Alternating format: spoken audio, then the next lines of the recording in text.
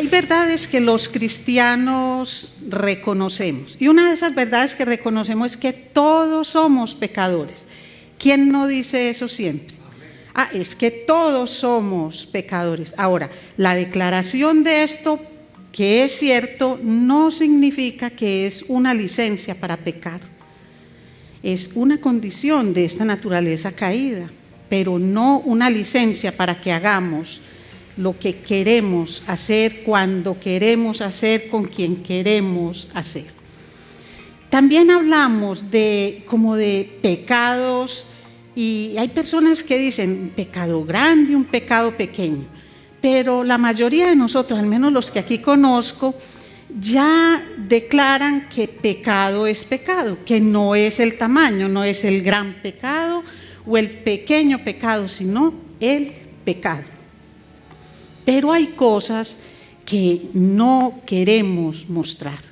Hay pecados que se ven por encima y hay pecados que nacen en el interior, que es realmente donde está el origen de todo esto, y por mucho tiempo se camuflan, se quedan ahí, pero nos hacen sufrir y al mismo tiempo hacen sufrir a otras personas que están con nosotros. Y el Señor no quiere eso. El Señor quiere que nosotros soltemos todas aquellas cosas que nos ligan. Y miren algo bien hermoso que también comprendemos. ¿Qué nos dice el Señor en la palabra? Ámense los unos a los otros. Entonces empezamos a suspirar. Y decimos, sí, qué lindo. Amen a sus enemigos. Ya la cosa empieza complicada. Háganle el bien aún a aquellos que les hace el mal. Entonces eso como que ya no va tanto con nosotros, ya esto empieza a confrontarnos de una manera muy especial, inclusive hasta el punto en que algunos dirán, pero es que a Jesús no le pasó esto, a Jesús no lo engañó su esposa, a Jesús no le pidieron su tarjeta de crédito y se la vaciaron por completo en aras de la amistad. Es que a Jesús no le hicieron el paseo millonario. Es que Jesús no vivió estas circunstancias que hoy vivimos y que no nos permiten amar a nuestros enemigos. Y estamos muy equivocados. Si algún día pensamos de esa manera, estamos completamente equivocados. Porque Jesús vivió la traición, Jesús vivió la aflicción en una medida, en una magnitud que nosotros no alcanzamos a entender. Y la traición surgió de la misma mesa que compartió con sus amigos, con aquellos a los cuales instruyó para que llevaran la palabra del Señor. Un amigo al que le dio poder, un amigo al que le dio dirección, aún sabiendo la clase de corazón que él escondía. Así que Jesús, cuando nos pide que hagamos estas cosas, sabe muy bien qué es lo que nos está diciendo. Y es de eso, mis amados, de lo que hoy nos habla el texto que tenemos, y está en Efesios capítulo 4. Ya nuestro hermano César hizo la lectura larga desde el versículo 17 hasta el 32. Pero yo les pido que centremos nuestra atención y que escuchemos la voz de Dios en los versículos 31 y 32, Efesios 4, 31 y 32. Y dice así la palabra del Señor: sea quitada de vosotros toda amargura, enojo, ira, gritos, maledicencia, así como toda malicia. Sed más bien amables unos con otros, misericordiosos, perdonándoos unos a otros, así como también Dios os perdonó en Cristo.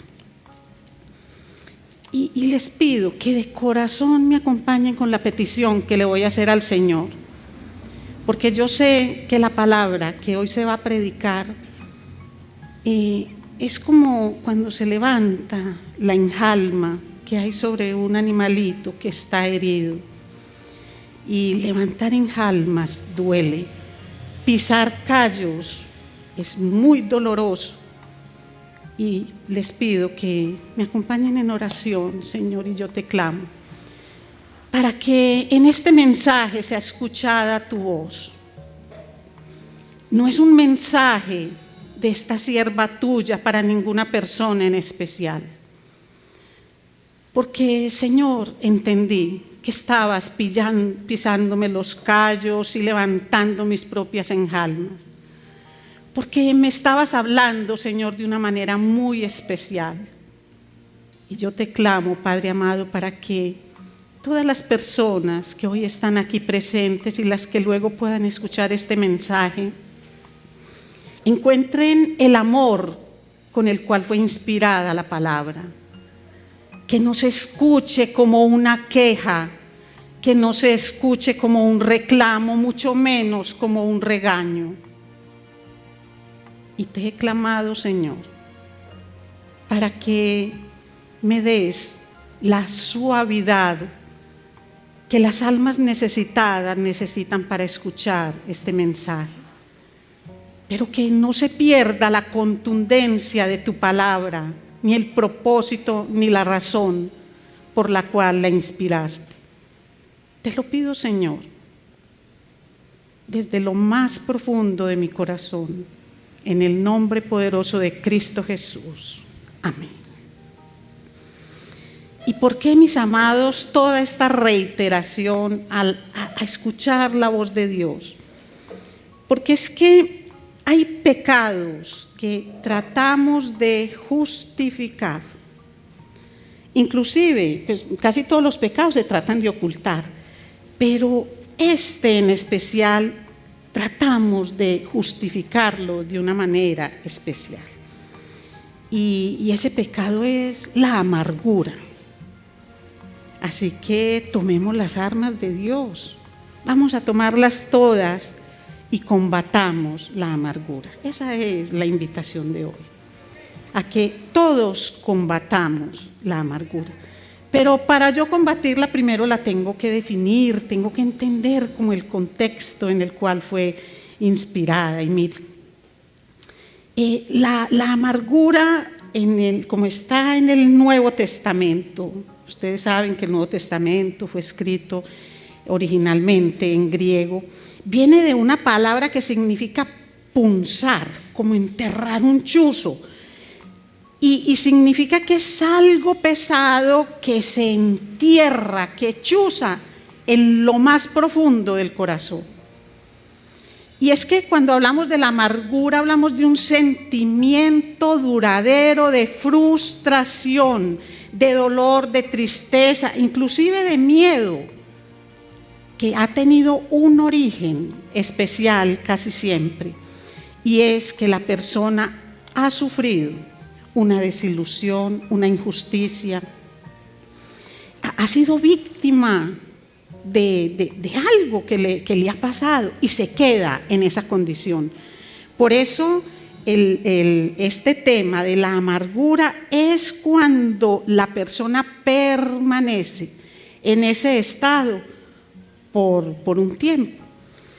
Y la amargura no se origina en el corazón de la persona, inmediatamente la persona recibe, porque es de ahí de donde partimos, de una ofensa que alguien le hizo, una ofensa que le ha robado la paz, una ofensa que no deja que la persona casi se concentre en otras cosas, sino que empieza a pensar de forma muy recurrente en eso.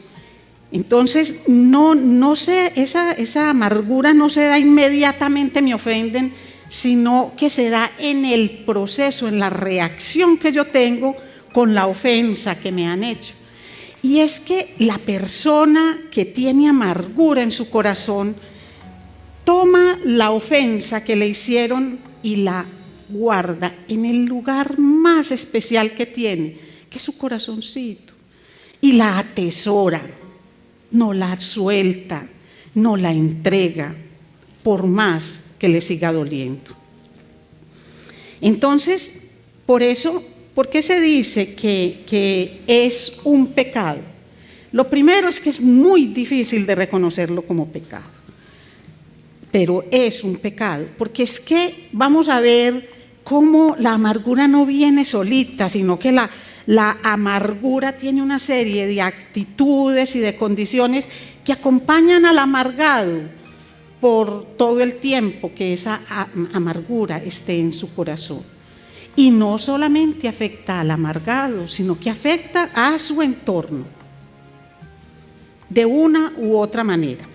Entonces, este no es un pecado como el asesinato, no, por eso les hablaba al principio de pecados grandes y pecados pequeños. No es como el asesinato, de pronto no se ve tan censurable como el adulterio o como cualquier otro pecado, sino que este pecado empieza a crecer en el interior, pero llega a tener tanta fuerza, que después extraerlo es muy sencillo.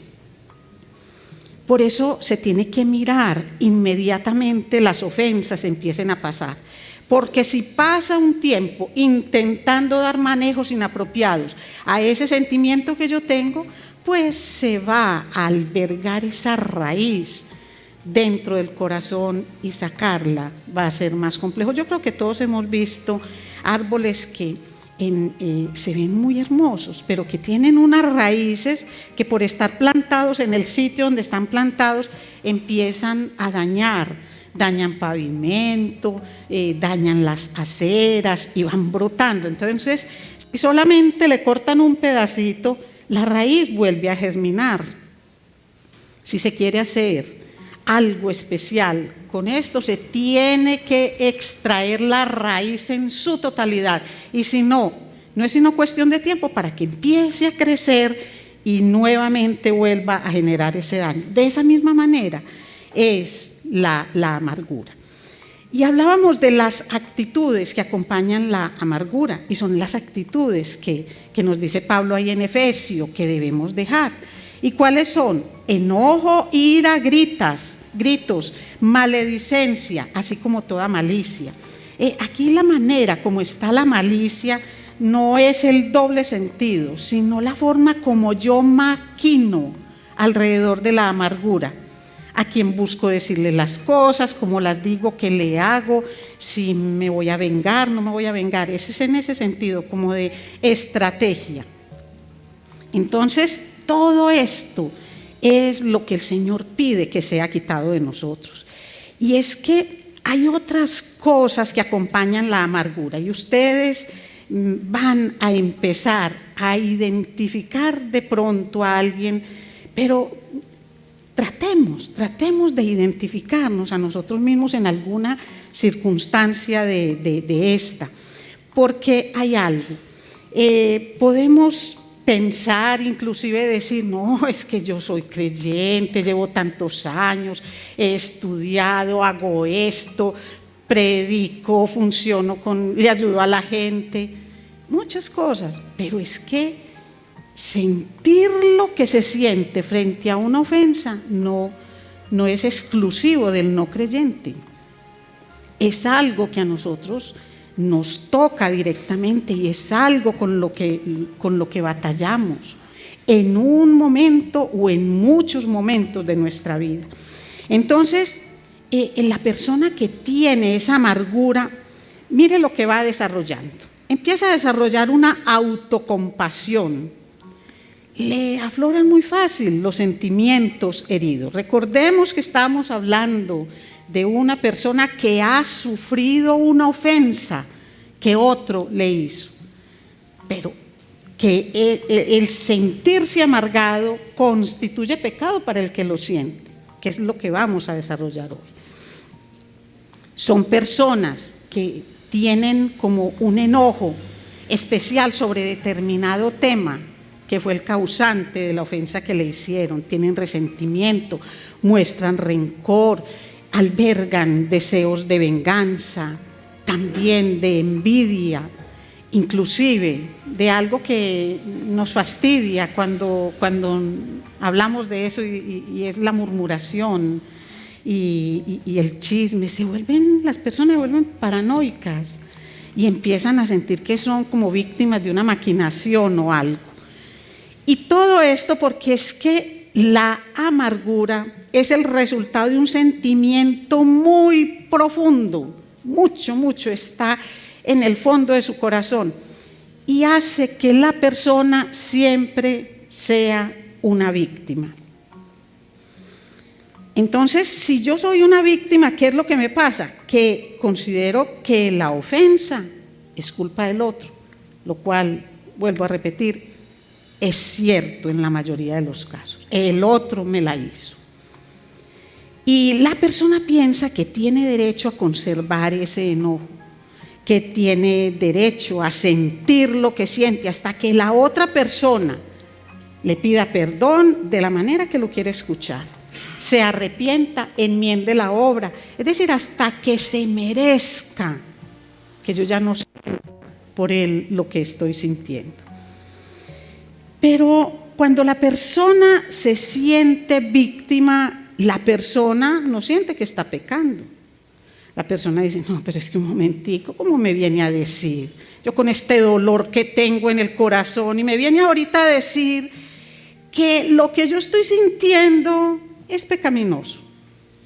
Si me la hizo, si me duele cada que lo recuerdo, si ha transformado mi vida, si no tengo paz, si la he perdido. Y es que la persona no escucha qué es lo que Dios quiere. Y la persona se vuelve sensible de una manera muy especial. Dígale a una persona que es mal geniada y la persona de pronto le aguanta. Dígale que es amargada para que pierda la amistad. Dígale que es amargada y pierde la amistad o pierde uno el miembro de la congregación. Amargada será usted. Y ustedes no saben cuánto tengo que orarle al Señor para que muchas palabras que estos oídos reciben no encuentren camino hacia el corazón. No encuentren ese camino. Entran, claro. Pero, Señor, ayúdame a que esas palabras no entren a mi corazón. Porque lo que se entra al corazón se atesora. Por eso hay avaricia, por eso hay tanta cosa. Porque encuentra el caminito al corazón. Entonces, ¿qué debemos hacer con todo esto? Empezar a hablar cuáles son las consecuencias de la amargura, porque si no fuera algo que impactara nuestra vida y que Dios quisiera quitar de nosotros, no estaba como un imperativo. Porque es que no dice, mire cómo dice, sea quitada de vosotros toda amargura, enojo, ira, grito. No dice, vea mi amado, vea, si de pronto usted lo considera, entonces no se amargue. Si de pronto usted lo considera, entonces no tenga ira, no tenga gritos, no. Dice, sea quitada de vosotros, aléjense, quítense. Miren en la versión de la Biblia que tengan, es un imperativo. Y vamos a ver luego en Hebreos otro imperativo similar. Y es que hay algo, miren, la amargura no es un pecado que se quede solo en mi corazón. Digamos que con todas las consecuencias negativas, si se quedara ahí, uno diría, pues, ay Señor, esto yo lo manejo contigo, como debe ser siempre. Pero es que este pecado contamina. Es uno de los pecados que más contamina. En las familias, en las congregaciones, en las empresas, en la sociedad. Y si no, quien medianamente escucha algo de noticias entenderá si estamos o no en este momento ante una nación amargada. Por múltiples cosas. El culpable siempre es el que estoy mirando. Siempre está allá. Miren, dice el Salmo 73, versículos 21 y 22. Cuando mi corazón se llenó de amargura y en mi interior sentía punzadas, entonces era yo torpe y sin entendimiento. Era como una bestia delante de ti. Díganme si estamos ante la palabra inspirada del Señor. ¿Qué es lo que está haciendo este salmista? Él lo que está mostrando es que una persona cuando está con esa amargura en su corazón, que entre otras cosas, cuando hablemos de esto, no miremos como el amargado, el malo, el perverso, el que hay que sacar de toda parte, no, es el que está afligido. Recordemos que esto proviene de una ofensa, entonces no podemos juzgar a la persona que está en amargura. No es juzgarla, es entender su condición para poder ayudar. Entonces no es el malo y el perverso, sino el que está en un estado de aflicción. Así estaba el salmista. Cuando mi corazón se llenó de amargura y en mi interior sentía punzadas, entonces yo era torpe y sin entendimiento. Y cuando nosotros estamos en amargura, cuando nuestro corazón está amargado, nosotros no entendemos los verdaderos propósitos de Dios. Y como la persona amargada siempre tiene sentimientos en contra de aquel que le hizo daño, y ahí se ancla. Y miren, uno dirá, bueno, pero ¿quién es el que hace daño? A todos nos han hecho o nos harán daño. Personas cercanas, personas no tan cercanas a nosotros, pero igual el daño permanece en nosotros. E inclusive hay personas que se amargan contra Dios. No solamente fue el caso del salmista, que dice que era torpe y sin entendimiento, era como una bestia delante de ti. Porque cuando leemos todo el Salmo 73, lo que él está diciendo es que porque le va bien a los malos, a los inconversos, y mire pues a mí, yo pues en la mala, en la olla, como dicen muchos, y esto por no hablar de aquellos que en medio de su dolor y su amargura llegan a expresar cosas que son herejes y que le duelen al Señor, tales como es que me hicieron una brujería, me rezaron, yo no sé qué cosa, cuando lo que hay es que buscar el origen del problema.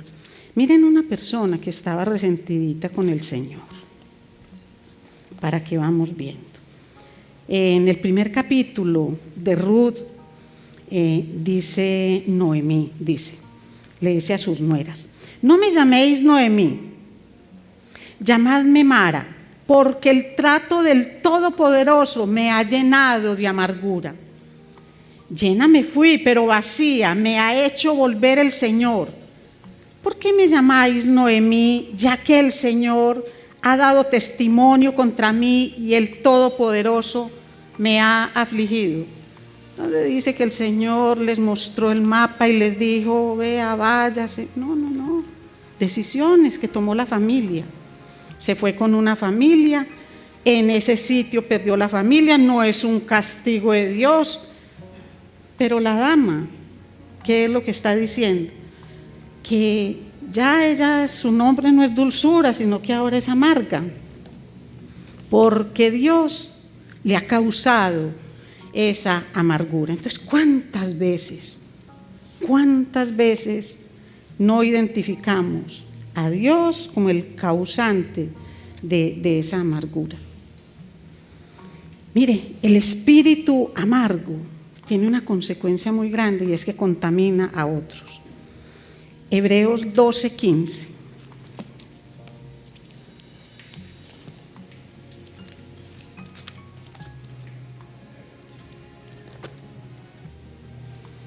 Vamos a leer desde el 14. Buscad la paz con todos y la santidad sin la cual nadie verá al Señor. Mirad bien que nadie deje de alcanzar la gracia de Dios, de que ninguna raíz de amargura brotando cause dificultades y por ella muchos sean contaminados.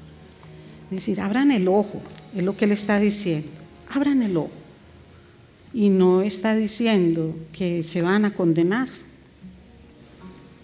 Y lo que está diciendo es que pueden tener muchas dificultades y pierden el gozo de la salvación. Y por ella, por esa amargura en el corazón, muchos sean contaminados. Cuando una persona ofendida y amargada enfrenta su situación frente al Señor, el Señor le da un manejo especial. Porque es que la Biblia no niega que nosotros ofendemos y que a nosotros nos ofende. La Biblia no nos muestra como esas personas que por el hecho de recibir a Cristo como Señor y Salvador ya estamos exentos de darle como ese sufrimiento o esos dolores a alguien, de ofenderlos, maltratarlos y hacerles cosas, pero tampoco nos inmuniza a nosotros. Ser creyente, ser cristiano no es estar dentro de una urna a prueba de cualquier virus, de cualquier bacteria que nos pueda infectar. No, es una condición especial, muy especial, en la cual no es una cobertura en el exterior, sino que es una fuente de gran poder que está en nuestro interior, porque es aquí donde habita el Espíritu Santo. Y a veces nosotros no tenemos esto en cuenta. ¿Qué le pasa a una persona cuando está en ese afán de como de saciar ese sentimiento que invade su corazón? Entonces la persona busca solucionar esto. Como esto le roba la paz, como esto no deja a la persona tranquila, la persona dice, yo necesito sacar esto de mí. Y hay dos formas de sacarlo. Y es una forma a la manera de Dios, que podemos decir que es la manera en que se alegra el Espíritu Santo, o la manera en que se contrista, se hace poner triste al Espíritu Santo. Pero lo que hay que hacer es quitar de nosotros toda amargura. Cuando nosotros lo hacemos a la manera de nosotros, cuando es el sentimiento que tengo el que me incita a tomar decisiones, a hacer cosas, lo primero que yo hago es que busco busco venganza o no concedo perdón. Busco vengarme o no concedo el perdón. Y aquí la invitación no es a minimizar el pecado. Aquí la invitación no es a decir, vea, tranquilo, esa falta no es nada. La violaron, eso no es problema. No tiene que pensar en eso siquiera, no piense en eso. No es minimizar el problema.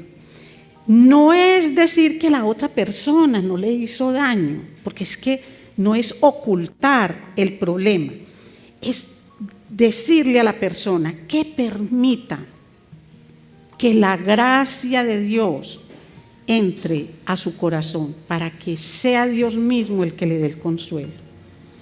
Pero como la persona no busca a Dios, como esa no es una solución que le atrae, entonces la persona maquina cosas, la persona dice yo no perdono, eso no tiene perdón.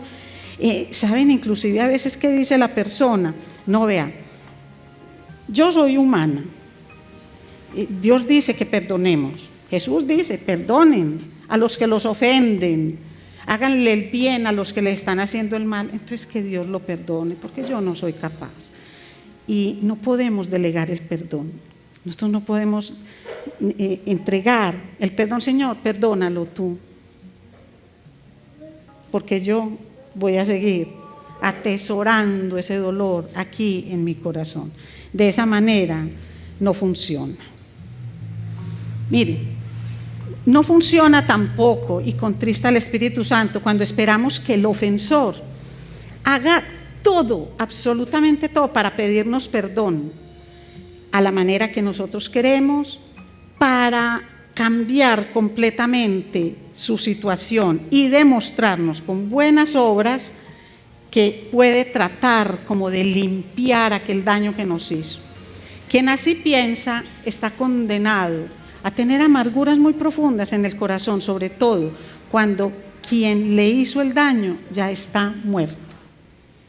¿Cómo hace un difunto que me violó, que me maltrató por mucho tiempo, que me robó, que me quitó la honra, que me dejó sin esposo, pero ya está muerto?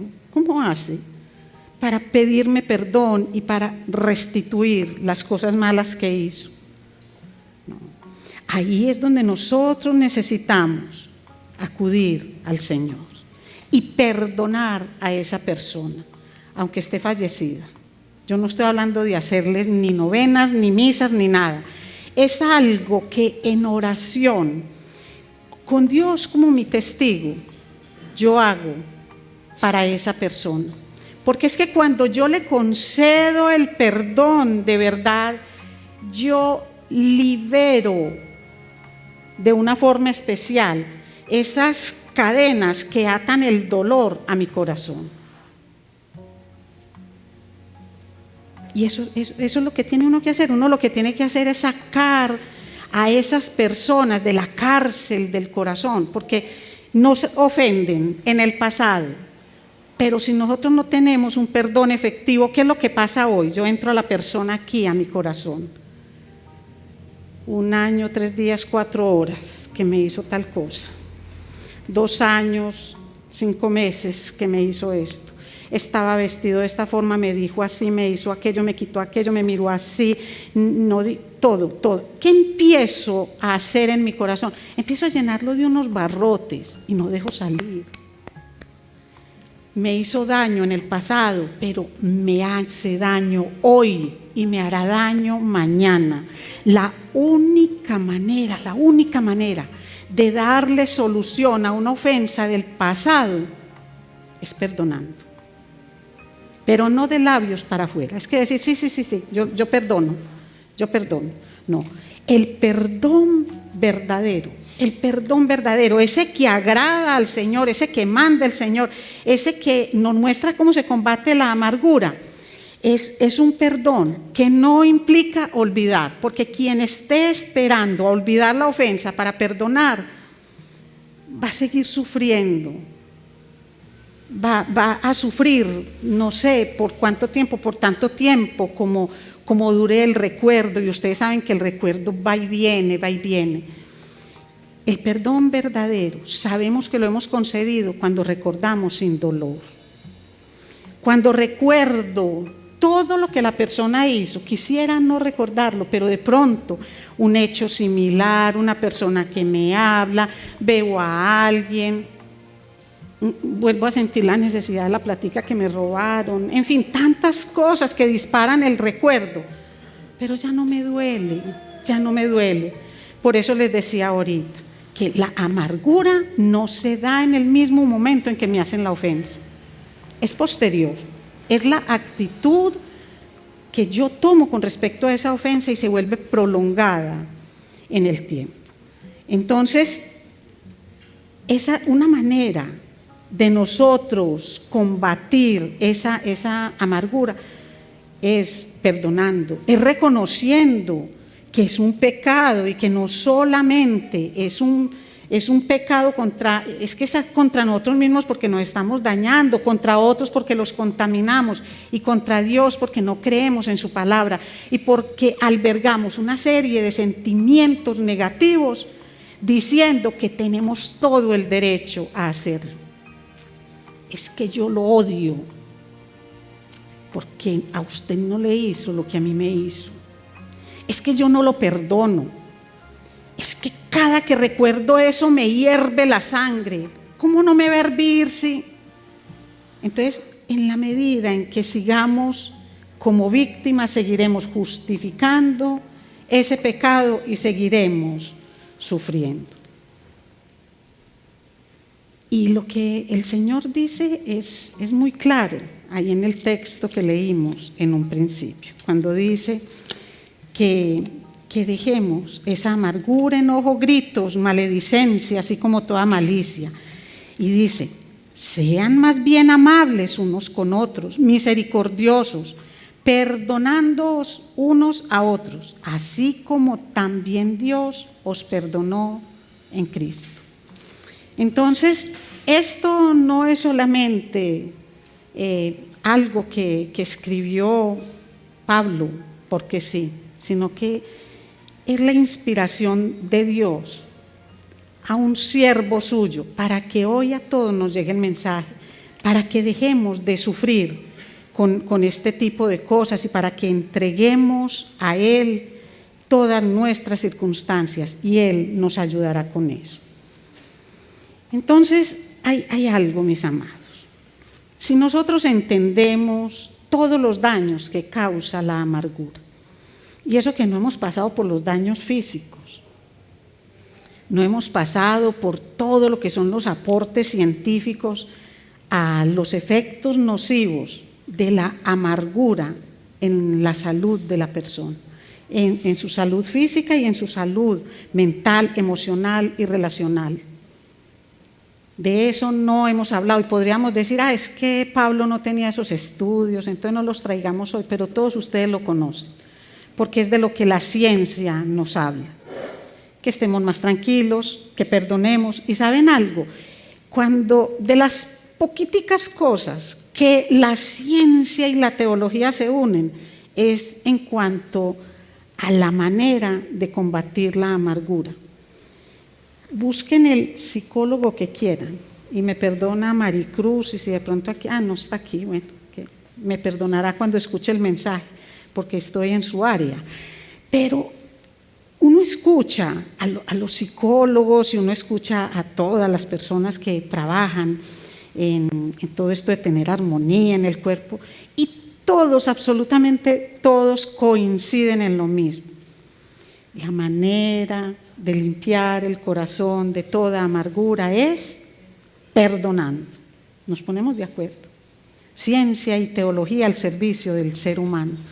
Entonces, si sabemos que la amargura nos causa tantos daños, ¿no les parece a ustedes que es sensato que cada uno de nosotros haga una inspección de su corazón? Cada uno una inspección de su corazón. Porque esto de sacar la amargura es muy fácil decirlo, pero el Señor aquí en Hebreos 12 dice, mirad bien, pónganse las pilas, presten atención con mucho cuidado, ojo pues vea que se los digo, de la manera como entendamos esto que Él dice, miren bien. Entonces, esa es la invitación que les hago en este momento. Y yo escribí algunas preguntas y quisiera pedirles un favor muy especial. Y es más un favor para ustedes que para mí. Yo no puedo cerrar los ojitos porque voy a leer. Y quiero leer las preguntas que hice, pero no voy a mirar a ninguno de ustedes, como tampoco quisiera que me miraran, porque aquí es donde yo les digo que se levantan enjalmas y se pisan callos. Entonces, si miro para acá, estoy ofendiendo a la hermana, y si miro para allá, ofendo al hermano. Y todo está más lejos de mi corazón, y todo está más lejos del corazón de Dios que ofender. Así que, si desean hacerlo, cierren los ojitos y yo hago unas preguntas que las voy a hacer como mi oración y mi petición al Señor, porque si de un mensaje como estos no extraemos algo bueno para cada uno de nosotros, entonces esto no pasó de ser una muy mediocre conferencia sobre un tema que no domino porque no soy experta en esto, y es el tema de la amargura. Señor, yo te pido, Padre, que escuches a cada uno de nosotros desde el fondo de nuestro corazón. Tú nos creaste y nos conoces. Sabes todas las necesidades que tenemos. Tú dices, mi Señor, y así lo entendemos, que aún sin la palabra salir de nuestros labios, tú la conoces. Pero hoy, Padre amado, te pido de una forma muy especial que estas preguntas que pueden servir de aplicación o reflexión sean de edificación para mis hermanos que están afligidos, Señor. Padre, no es una crítica, pero sí, Señor, es indispensable que quien está atado a una ofensa, quien está atado a un rencor, quien ha perdido, Señor, el gozo por una ofensa que le han hecho, Señor, entienda que solo llegando ante tu presencia y haciendo las cosas, Señor, como tú mandas, podrá encontrar la solución. Así, mi Señor, que cada pregunta de estas tendrá tantas respuestas como personas estamos aquí. Y te doy gracias, Padre, porque el objetivo de venir a esta casa de oración, Señor, no es a cumplir con un ritual, es a encontrarnos contigo, a escuchar tu palabra, tu mensaje, y que ese mensaje cumpla en cada uno de nosotros aquello, Señor, para lo cual fue inspirado.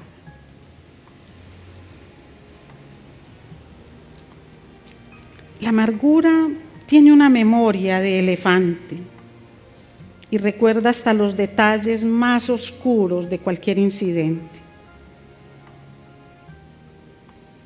Así que este es un momento, mis amados, para que pensemos si hay cosas que se vienen a tu mente en forma muy recurrente. Alguna situación que recuerdas con lujo de detalles, recuerdos, ofensas, palabras, gestos, personas involucradas. Y esto inclusive te llega en los momentos en que crees que tienes más paz, que estás mejor. A veces sientes como si tuvieras una grabadora en tu mente, de esas que repiten sin parar un mensaje y tú no encuentras de dónde darle alto, detente o borrar.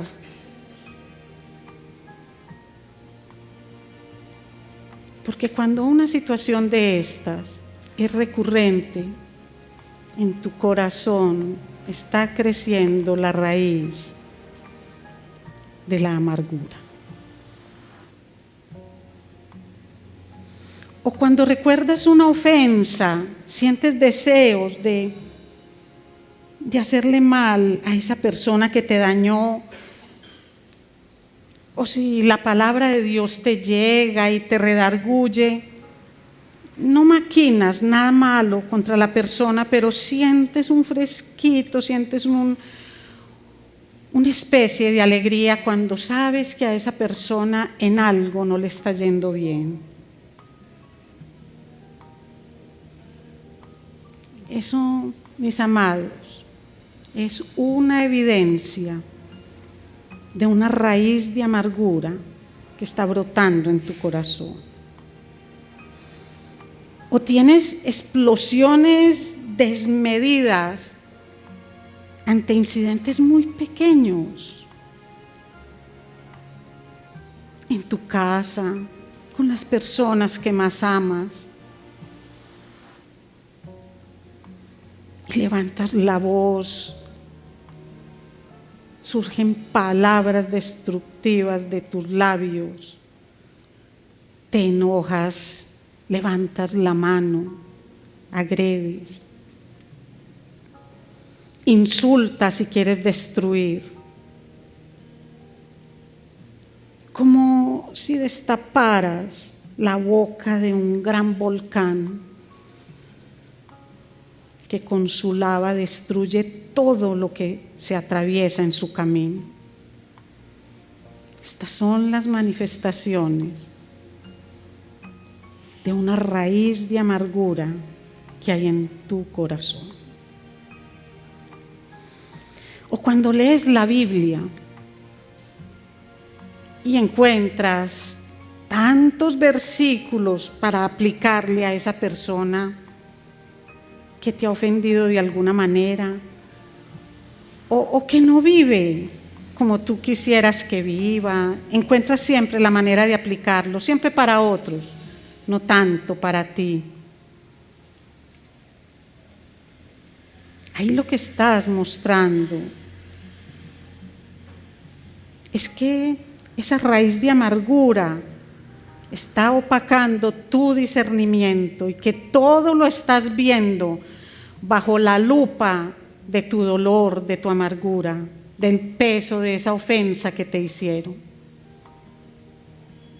Es más, y hasta lo puedes ver en personas que nunca te han ofendido, pero como ya sientes que eres la víctima de todo el mundo también lo tiene que pagar. O está tu boca fuera de control.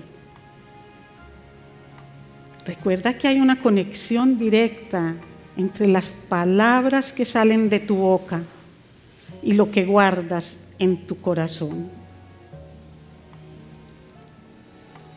Y esto se aplica no solamente a las palabras que pronunciamos audiblemente ante otras personas, sino a aquellos pensamientos que pasan una y otra vez y que Dios los conoce a profundidad, porque son gritos de un corazón amargado en el cual esa raíz de amargura está asfixiando todo buen sentimiento.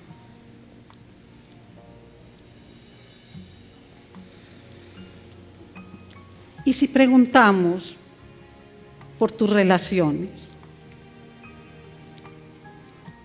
de pronto en tu hogar, de pronto en tu trabajo, en el estudio, piensa si en tu hogar tus hijos, tu esposo, tu esposa viven amargados. Y no los mires a ellos, porque a veces son pequeños que todavía no entienden la magnitud de esto. Entonces piensa que una de las consecuencias graves de la amargura es ese poder contaminante que tiene sobre otros.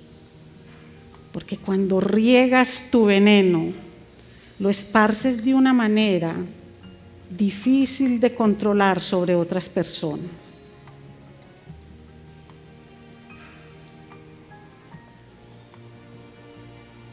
Cuando ese veneno se esparce, cuando llevas tu queja delante de otros, muchas veces esos otros, esos que escucharon tu queja, tu reclamo, no escuchan cuando tú perdonaste al ofensor, pero ya se quedaron con esa manera de mirarlo. Ya está esparcido el veneno y está esparcida la amargura.